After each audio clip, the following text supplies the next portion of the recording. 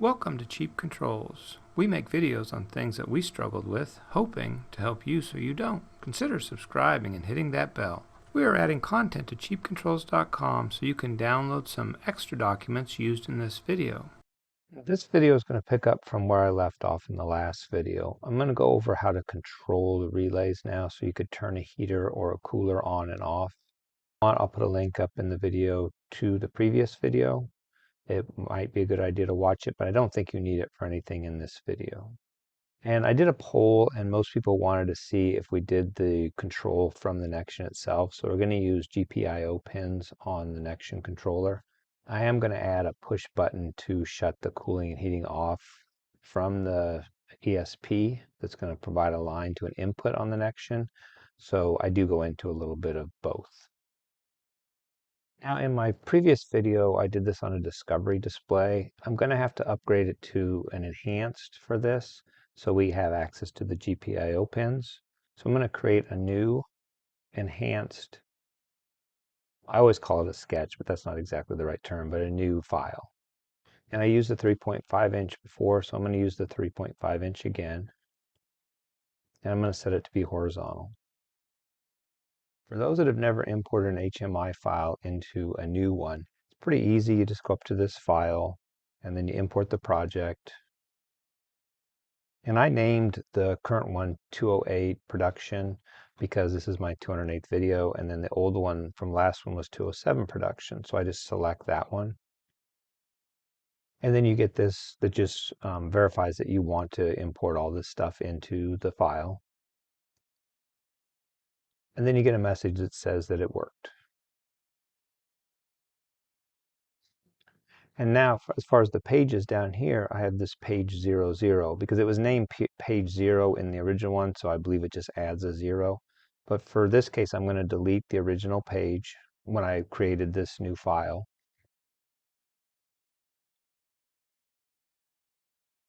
And now I have this same starting point that I had before. I am going to rename it to page 0. Because up in this program S, it wants to go to page 0. I don't think it matters because it's the ID, but it just keeps things clean. Now I'm going to go and compile it. And you can see I get some errors down here. And that's because I brought in the page. And in the previous example, I had a variable in this program.s page that I called WD. I need to add that back in. I'm going to add another one because we're going to have what I'm going to call it an emergency stop. It's not really because you shouldn't do an emergency stop this way, but I'm going to use it as an example to show you how I link the ESP and the Nextion together. So I'm going to call it ES. And I'm going to have it in a state that whenever it's 0, everything operates as normal. But if the ES variable gets set to 1, it's going to stop and shut off all the outputs on the Nextion. So I've added both those variables. So now when I run compile, I shouldn't get any errors. And you can see it compiled fine. So now we're pretty much where we were when we left off in the last video.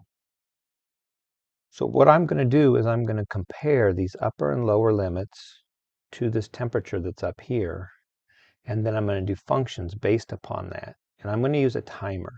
So I could use the watchdog timer from the last video, but I don't want things to get cluttered. So I'm going to add a new timer.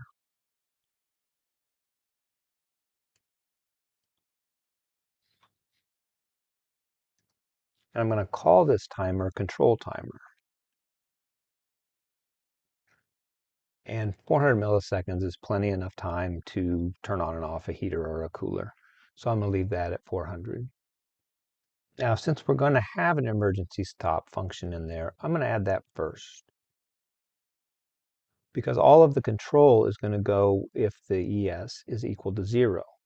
So in this first if, and then in the else is going to happen if it's any other state but 0. And in our case, it'll be 1. And so what I'm going to want to do is I'm going to want the background of the whole page, so page 0 background, to be white if it's a normal condition. I'm going to have it go red if it's not.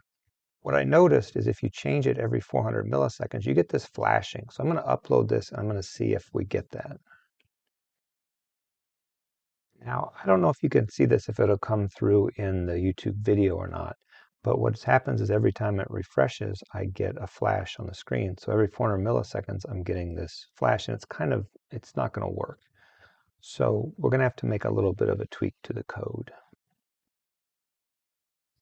So instead of just setting the background white or red, I'm going to see, and if it's already set to white or it's already set to red, then I'm not going to do it. So if not white or not red, then change it to white or red. So we have two conditions. We have if the ES variable is 0 or 1, and then we also have if it's already been set. So this way, when I upload this, it shouldn't flash. And now you can see that it's steady. And you can also see that I don't have the seed controller hooked up yet because we get this error state down here. And then for our GPIO and inputs and outputs, there's a 10-pin cable that has power, ground, and then the 8 inputs and outputs, and it feeds into this small relay board I have here. For this relay board, I have 4 relays, and then I also have these 4 pins up here that can be ins or outs, and they're directly connected. There's no protection on these 4. The 4 relays are optically coupled to the display. So now what we have to do is we have to load the inputs and outputs into the display so that it knows whether they're an input or an output. And on the page itself, on the Post Initialize tab, that's where I add the code. It's GPIO, and then you put the output that you want to control or assign, and then the second number, this 2, is the type of output you want. Here, I'll back over it so it brings up the... So you have some different options here. There's 4 different options. You have 0, which is an input, 1 is an input, but that input is bound to something, and we don't want that. We want an output for this, so we're going to select 2, which is an output mode, push-pull. And then you also have a PWM output, and then an open drain output. But for this example, we're going to use 2 as just our general output. And then if the final selection here after the second comma would be if you were binding it to an item on the screen, you would put the ID of that item.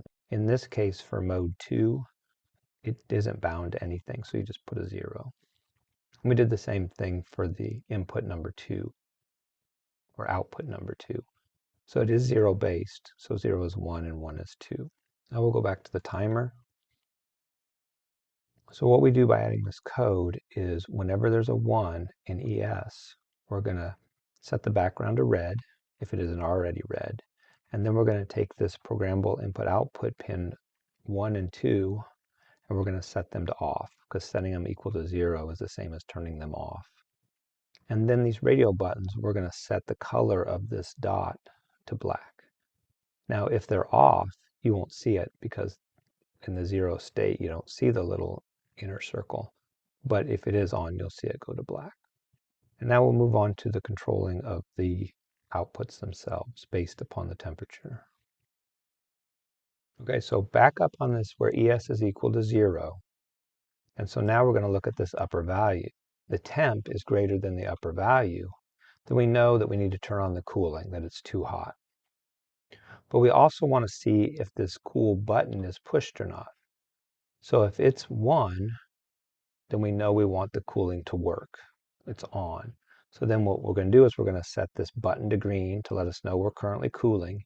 And we're going to turn the output pin, PIO, to 1 so that it'll turn the relay on and turn the cooling on. But we also were assuming that maybe it had been heating. So we're going to take the heat and we're going to turn it to black. And we're going to set this PIO1, which is the second input pin, to 0. So we'll turn the heating off. So as long as we want it cool, we're going to turn it on, and then we'll turn the heat off. If the heat was already off, it won't matter turning it off again. We might have a case where we'll want to turn the cooling off part way manually. Like if we were to push that button, we want it to go off. And in this case, we'll need to check for that. But we might want to also do it if it's below the upper limit. So if we put it in here, it's only going to happen if the temperature's above the upper limit. But when it's between the two limits, upper and lower, it's not going to change anything. It's just going to operate as normal. So if the cooling's already on, it's going to stay on till it hits the lower limit. And if the heating's on, it's going to stay on till it hits the upper limit. So as far as checking this value while it's running, we have to do that outside of the loop. So we'll go down below here, and we're going to add this code. So if this cool value down here is 0, in other words, if you don't see the button, we have it off, then we're going to turn the color black, and we're going to turn the output off.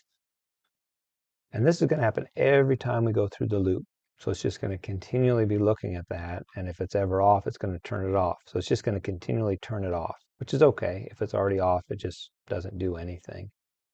We need to do the same thing for the heat. So if the heat value is 0 over here, then we're going to turn the heat off, and we're going to turn this little button black. And this part here will make more sense when I show you when we run it. Now up here, as we added the cooling, if the temp value is greater than the upper value, we also have to add the heating. So if this temp value is less than the lower value, and this heat value is set to 1, we're going to change this button to red. We're going to click the relay or turn on the output for the heat, this PIO 1. We're going to set this cool button back to black, and we're going to turn off the cooling. So I'm going to upload this and hook up the ESP, and it should work. So what I have here is I have the display set up. I'm currently reading 60 degrees. I have two lights down here, and hopefully they come through okay. I have a red one and a blue one. And right now the heat's on because it's 62, and it's trying to heat up to, well, if it gets below 66, the heat's supposed to come on. So that seems to be okay. You can see down here I'm checking, and it's good. So now if I start heating the sensor up, and I'll time lapse this if it takes too long, you should see when that hits 71, now this sensor goes up in sometimes 2-degree increments, so you have to be a little bit forgiving with that. But when it gets above 70, it should change. This should go green, and this should go black.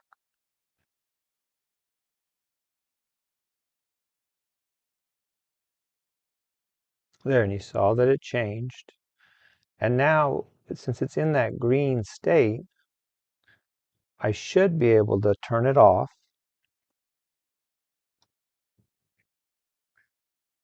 And see how it stopped the cooling from going? But when I go back on, it should go back to the green.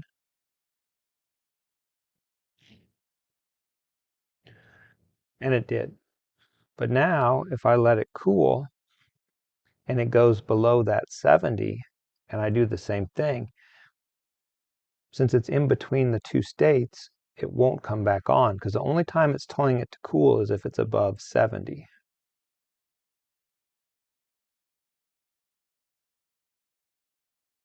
So now I'm going to tap that cool button. So I've turned it off, and now when I turn it back on, see, it stays black because since it's below that 70, we don't have the loop checking. So when it's between 70 and 66, or actually, if it's a value of 66 or 70 or between, it's not going to change the states. It won't turn anything on or off. It'll just sit where it was. But when we hit that off button, it turned it off, and so it won't turn it back on. Now when it gets below 66, the heat should turn back on.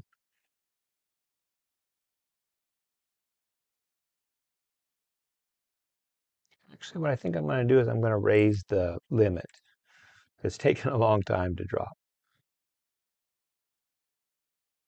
So there, the second I hit 69, it went to the red, and it seems to be working okay. So now we're going to go over and we're going to set up the emergency stop. And we'll start that in the ESP. So on the ESP, what we want to do is we want to send an output pin to the input pin, to an input pin on the Nextion. So it's relatively simple. We just need to define some pins. I'm going to get rid of this 13. So we're going to define D3 as an input and pull up. So that means that D3, if nothing's connected to it, it's going to see 5 volts. And then we're going to put a push button switch in that's going to take it down to 0. And then we're going to define D4 as our output pin.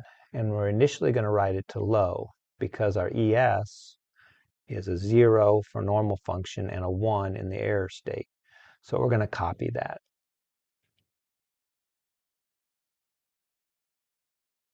And then in the loop, we're going to digital write D4, and we're going to read the opposite of D3, because D3 is a pull-up. So whenever it's high, we want it to be sending a low.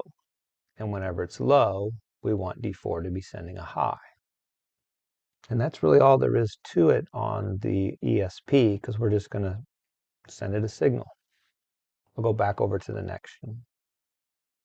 Now for the Nextion, we have to go back to that page and the post install, and we have to define another pin. So we're going to take the 8th pin, so 7, and then we're going to set the 0, because 0 is an input mode, pull up input mode. And so that will also, if it's floating, it'll be set to high. So initially, if I don't hook anything up to it, it's going to go into the emergency state. And then it ends with a 0 because we're not actually identifying, we're not linking it to any item on the display. And then we're going to go to the timer control, and we're just going to set the ES variable equal to PIO 7. So whatever input 7 is seeing, we're going to assign it to ES, a high or a low, and then it will decide whether it's going to do anything based upon that script. There's this script down here, so the if. So if it's 0, it's going to function normally. If it's a 1, we're going to run this code where we turn the page to red and we turn off all the outputs.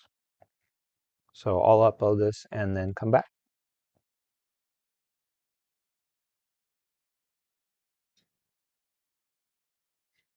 And there you can see right after I uploaded it, it turned to red because it's checking that input pin, and since it's set to be a high, if nothing's connected, and I don't have anything connected to it yet, it just went to red. I want to show you that real quick before I set it all up.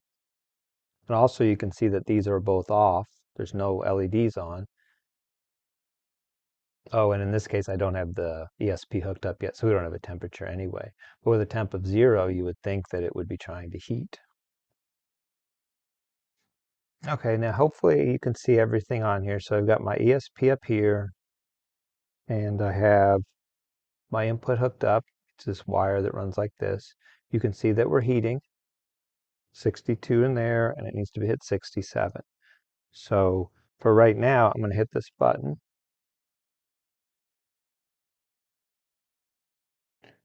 And you can see that it went in the E state. And the heating is on, but the heating goes off. And you can see that the light goes off too. So the relay is shutting down whenever I hit that button.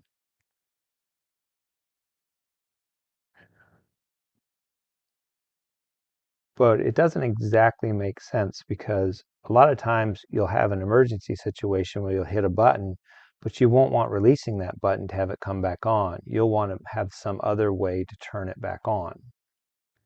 And so what we're going to do is we're going to set this Cheap Controls logo up here. We're going to make that a button that you can push it. So if you hit the button, it's going to go into the emergency state. And then when you want to come back out of it, you have to hit the little logo up here. So instead of checking it every time here and setting it no matter what it is on the timer, we're only going to change it if it's already 0. So if it's in the running state, then we set it to it. So if it stays 0, it'll always stay in the running state. But the minute we hit 1, it's going to lock it into being set to 1. And then on this logo, whenever we press the logo, we're going to make ES equal to 0. So we could push the logo at any point and it will still be a button, but as long as it's 0, it won't matter. So I'm going to upload this next. So now when I push the switch, I've released the switch, it stays in that state. And now when I push the button, it all comes back on. Let me warm this up so you can see that it changes from red to blue. And even though you don't see the numbers there, they're there. They just won't be displayed because they have to be, I have to send the command down to the ESP and then back up to the Nextion display. And I haven't pushed these buttons over here yet, so that hasn't happened.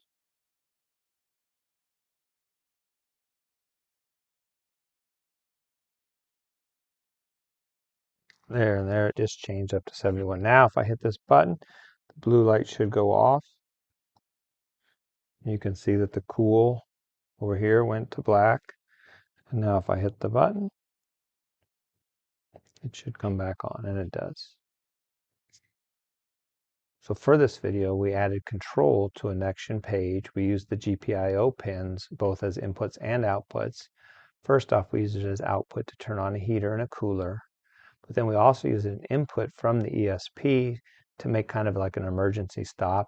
I wouldn't recommend using emergency stops that way. An emergency stop should be tied to the power that controls it exactly without going through anything else. But it's fun to play around and experiment with stuff, so it worked fine for this.